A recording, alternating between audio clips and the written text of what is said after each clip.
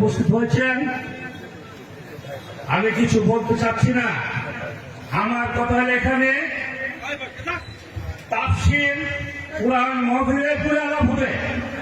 এখানে তাফসীর কুরআন মাহফিলের বাইরে কুরআনের পরে হাদিসের পরে আলাপ হবে।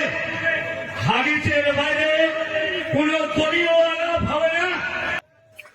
দেখুন, বিএনপি এখন আওয়ামী লীগের ভূমিকায় উত্তীর্ণ হয়েছে।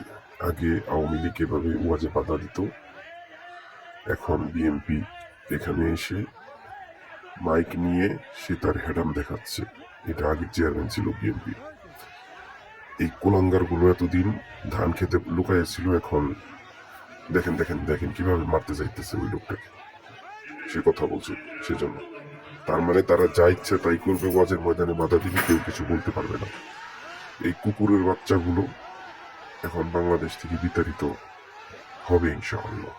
কারণ আওয়ামী লীগ যেরকম কুকুরের মতো ব্যবহার করছে, তাদেরকে মানুষ কুকুরের মতো বিতাড়িত করছে, এখন বিএনপি খেপছে। এই কুকুরের বাচ্চাগুলা, বাংলাদেশে মুসলমানের দেশ, এখানে 18 কোটি মুসলমান বাস করে। এই দেখেন কুত্তার বাচ্চাটাকে, এই কুত্তার বাচ্চাটাকে দেখে রাখুন। যেখানেই দেখবেন এই কুত্তার বাচ্চাটাকে তুলাই দিবেন। ওর হেডাম দেখেন, কুত্তার বাচ্চার হেডাম দেখেন, হাইওয়ানের বাচ্চাটার হেডাম দেখেন। কুত্তার বাচ্চা এখানে মুসলমানের দেশ, ওয়াজ মাহফিলেও এখানে হেডাম দেখাচ্ছে। কুত্তার বাচ্চা, এইসব কুত্তার বাচ্চাকে যদি বিএনপি থেকে বিতাড়িত না করে, বিএনপি ঠিক আওয়ামী লীগের অবস্থায় পরিণত হবে। কারণ অলরেডি তারা পচে গেছে। বিএনপির যে বড় বড় শীর্ষস্থানীয় নেতারা আছে, তারা ইসলামের বিরুদ্ধে অবস্থান নিচ্ছে। দেখুন এই কুকুরের ছানাগুলোর কাজ।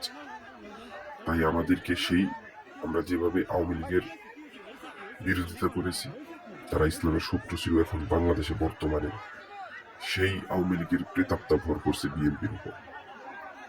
এই কুত্তার বাচ্চাগুলো চাঁদাবাজি করে সারা দেশ দখল করে ফেলছে। এখন ওয়াজের ময়দানে তারা বিশৃঙ্খলা সৃষ্টি করছে। কুত্তার বাচ্চা, এদেরকে জুতা মেরে তারপর দেশ থেকে বিতাড়িত করতে হবে। এরা দেশটাকে পেয়েছি, ছাত্ররা এত কষ্ট করে দেশ স্বাধীন করছে, আর এই কুত্তার বাচ্চারা দেশটাকে অরাজকতার দিকে ঠেলে দিচ্ছে। এরা কি মানুষকে বোকা পাইছে?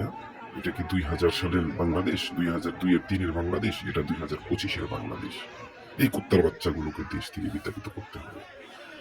এরা ওয়াজের ময়দানে বাধা দেয়, মানুষের ব্যবসা প্রতিষ্ঠান, সারা দেশ এরা চাঁদাবাজি করে দখল করে নিয়েছে।